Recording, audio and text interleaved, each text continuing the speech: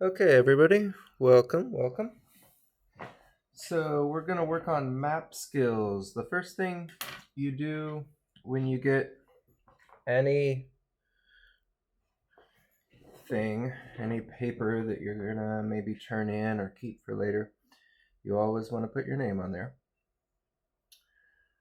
And we're going to use some kind of light color. I went ahead and used green to just quickly indicate where all the land is. So I'm starting over here in Spain. Can't forget the United Kingdom. Then I'm going to work my way through Eastern Europe, Russia,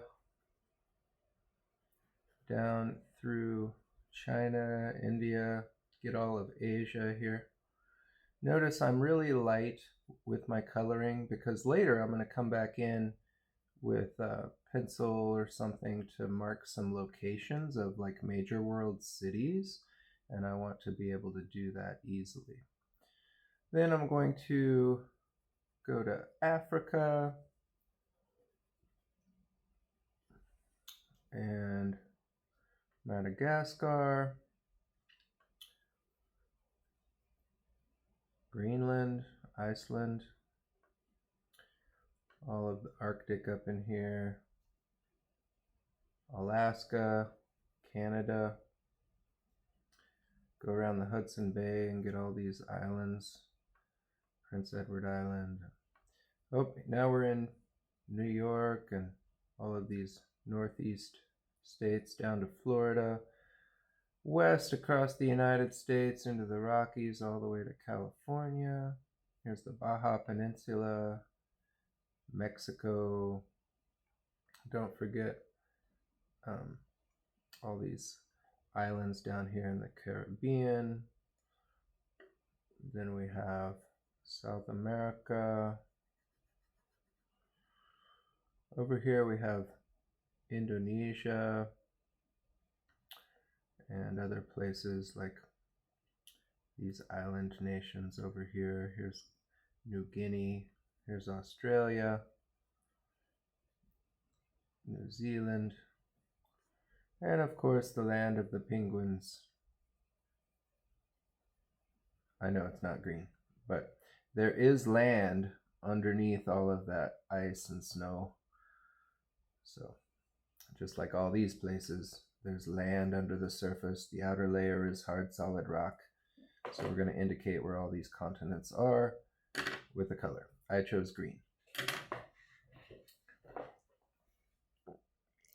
Next, we're going to start taking a look at latitude and longitude. Latitude and longitude. Latitude is flat, parallel lines that run this way, north and south of the equator.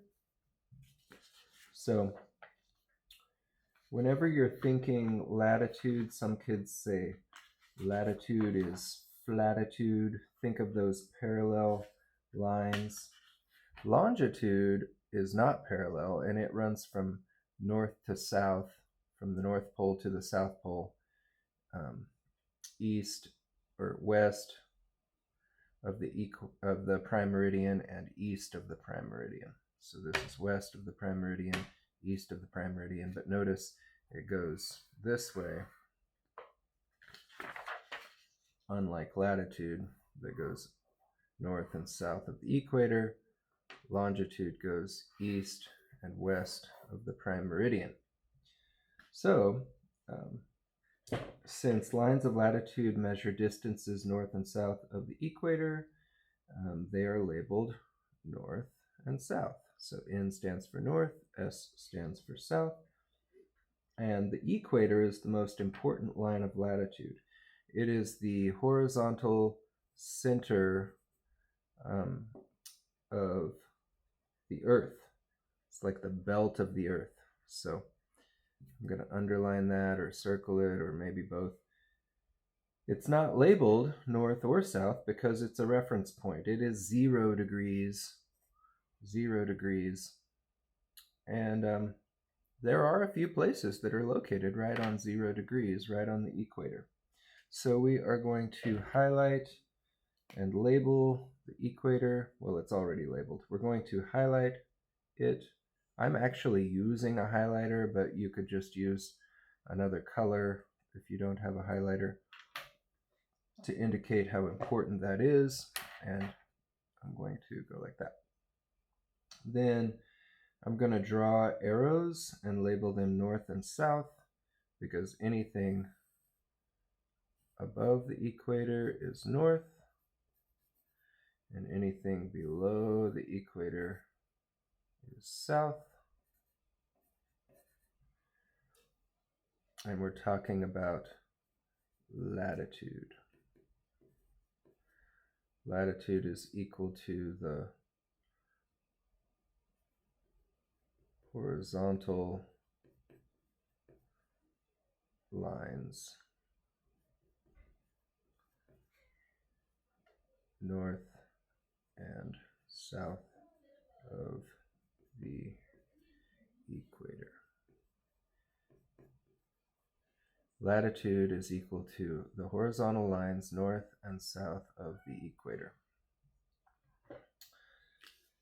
Then, if you think about it, there's a lot you can understand just by looking at, for example, notice that it skip counts by 20, so the next line of latitude above the equator is 20 degrees north, then 40, then 60, then 80.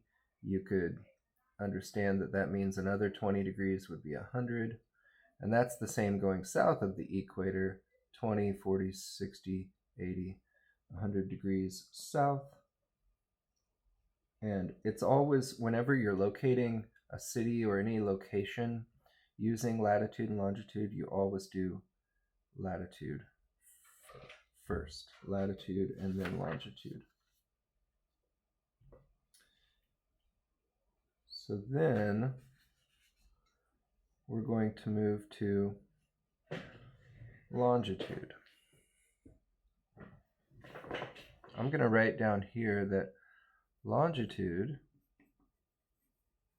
is equal to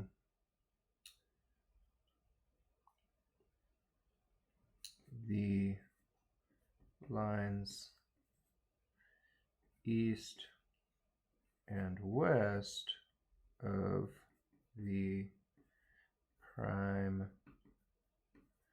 meridian. So here's the prime meridian. This is just like the equator is really important for latitude, the prime meridian is really important for longitude. Lines of longitude measure distances east and west of the prime meridian. Lines of longitude are labeled E for east, W for west, and the prime meridian is the most important line of longitude. Notice it's not labeled with east or west because it's, again, a reference point. It is 0 degrees. And notice that lines of longitude curve because they're connecting the North and South Pole.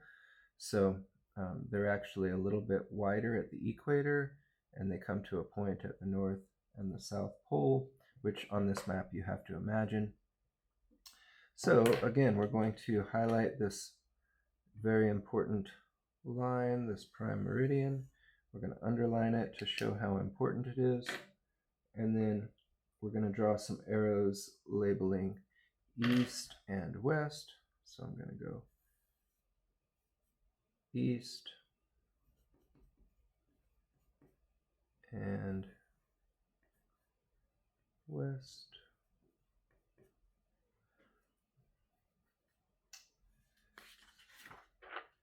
So if you look at your map, you can see that, again, it skip counts by 20. 20, 40, 60, 80, 100, 120, 140, 160, 180. So the farthest you can go to the west is 180 degrees. The farthest you can go to the east is also 180. So notice it's skip counting, but notice these lines, how they kind of curve. So let's practice a few locations. You can see I have a few locations that I've prepared. So Kansas City, Missouri is 39 degrees north and 95 degrees west. So let's practice locating that on the map. I'm going to start by thinking, okay, 39 degrees north is really close to 40 degrees north.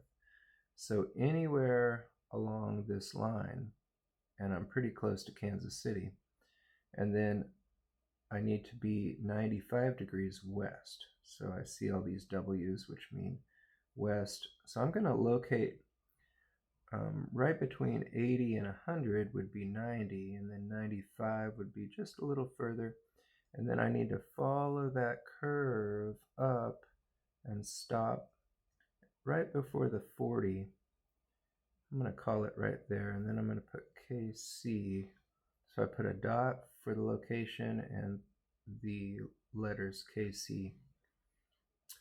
Denver, Colorado is also 40 degrees north, but it's 105 degrees west. So I'm going to come down here and I'm going to think right between 100 and 120 would be 110.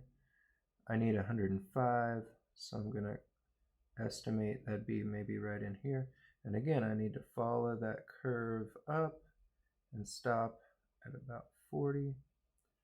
So Denver, Colorado.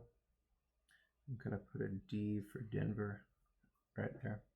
So these are regular locations that we're familiar with, but what if we went to South America? Rio de Janeiro, Brazil.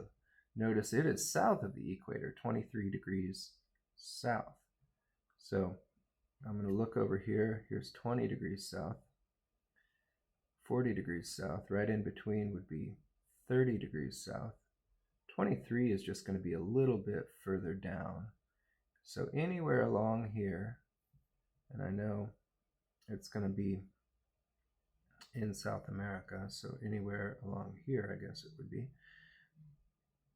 43 degrees west, so the longitude lets me know 43 degrees west, again just a little bit past the 40, follow that up, stop a little bit before the 20, so I'm 23 degrees south, 43 degrees west, and I'm being careful to put my city on land, not in the ocean.